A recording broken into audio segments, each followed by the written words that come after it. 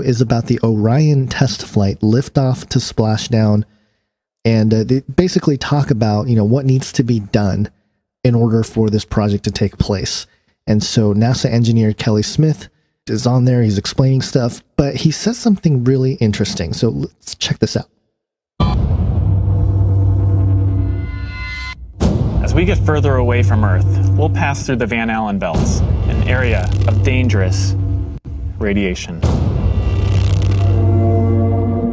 Radiation like this could harm the guidance systems, onboard computers, or other electronics on Orion. Naturally, we have to pass through this danger zone twice, once up and once back.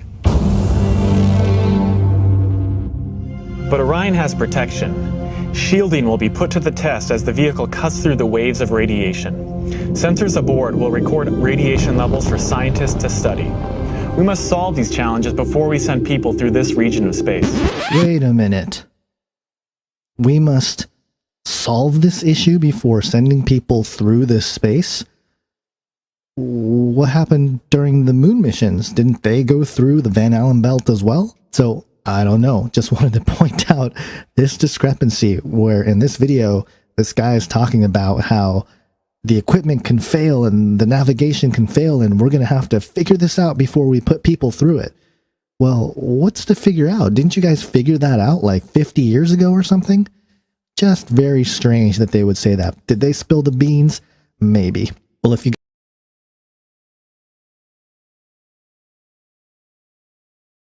two special guests from International Space Station, Terry Virts, the current ISS commander, and Samantha Cristoforetti, the first Italian female astronaut in space.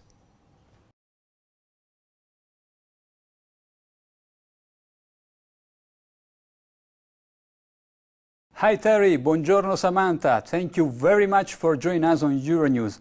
I would like to start by asking how you feel about the other 3 crew members returning to Earth. As the next crew will arrive at the end of March, do you feel a bit lonely up there in space? You know, it was sad seeing.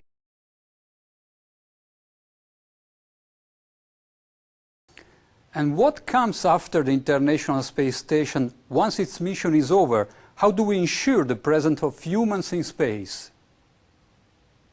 Well, that's a great question. The plan that NASA has is to build a rocket called SLS, which is a heavy lift rocket. It's something that is much bigger than what we have today, and it will be able to launch the Orion capsule with humans on board,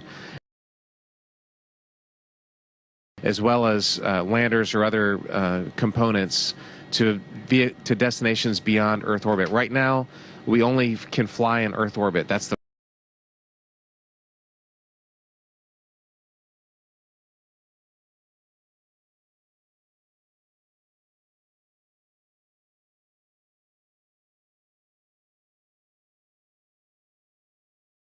we only can fly in Earth orbit. That's the farthest that we can go. And this new system that we're building is going to allow us to go beyond and hopefully take humans into the solar system to explore. So the moon, Mars, asteroids, there's a lot of destinations that we could go to. And we're building these building block components in order to allow us to do that eventually.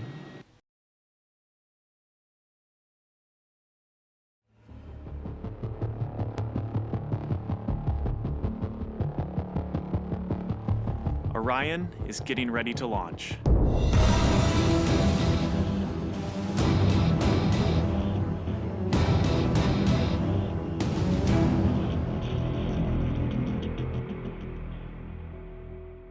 My name is Kelly Smith, and I work on navigation and guidance for Orion.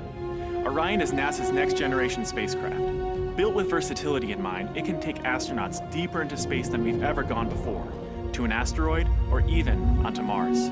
For these missions, Orion has to be one tough spacecraft, withstanding high speeds, searing temperatures, and extreme radiation. Before we can send astronauts into space on Orion, we have to test all of its systems. And there's only one way to know if we got it right. No astronauts will be aboard. The spacecraft is loaded with sensors to record and measure all aspects of the flight in every detail. It all begins with launch, aboard a Delta IV Heavy. As the spacecraft and the upper stage begin their first lap around Earth, Mission Control in Houston is monitoring the progress of the flight. Orion's over 100 miles up and going about 17,000 miles per hour. Just as it passes over the Indian Ocean, we lose communication. As we get further away from Earth, we'll pass through the Van Allen belts, an area of dangerous radiation.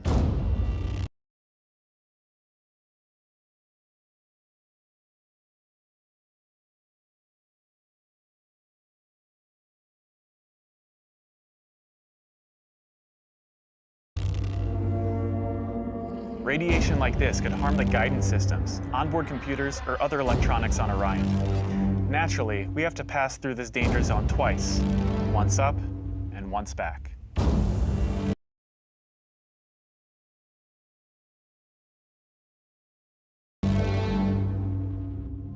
But Orion has protection. Shielding will be put to the test as the vehicle cuts through the waves of radiation. Sensors aboard will record radiation levels for scientists to study. We must solve these challenges before we send people through this region of space.